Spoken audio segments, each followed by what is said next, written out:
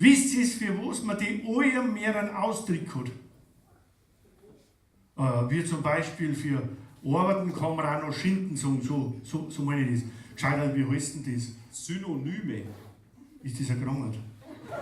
Nein, Synonyme haben Wortgleichbedeutungen. Ja, das meine ich. Für was hat man die am meisten? Super. Hast du das gehört? Die hat es da roten. Ich habe gleich gedacht, dass du gescheite Leute dabei Oh hast. ja, ich habe noch einen dicken da, das ist eine Universitätsstadt. Hochschulstadt. Gleich. Ja, nein, das stimmt.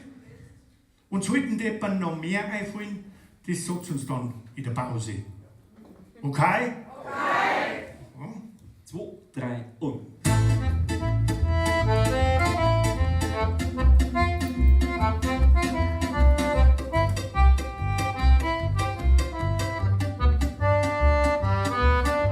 Ich hab heut, sagt der Rudi grad, kein Geld mehr für die Parkour-Code.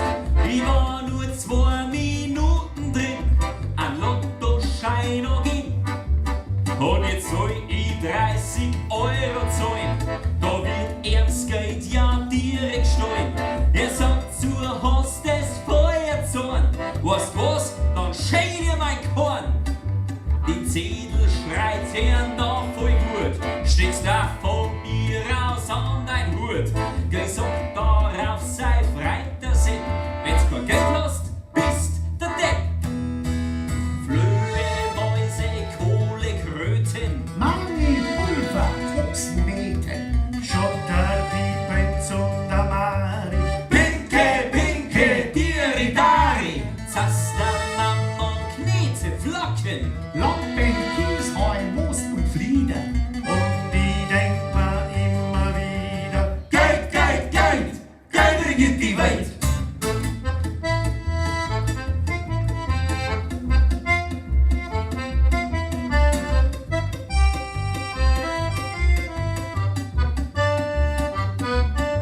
Bist narrisch, sagt der Pfarrer zu Mo. Versteh doch, dass ich keinen Hund darf verkommen. Da sagt der Mann, ich han grad gehört, dass Kirchenorgel herkriegt Wert. 30.000 Euro spend ich schon, wenn mein Hund all dafür kommt. Ein hat an Pfarrers Gewissen blockt, ihr beicht am Bischof, was er hat verbockt. 30.000 für die Ordel hat er mir geschenkt, drum han ich sein Hund die Taufe gespendet. 30.000, sagt der Bischof, kann ich mir erzählen, sag mir, Pfarrer, ist der Hund schon gefirmt?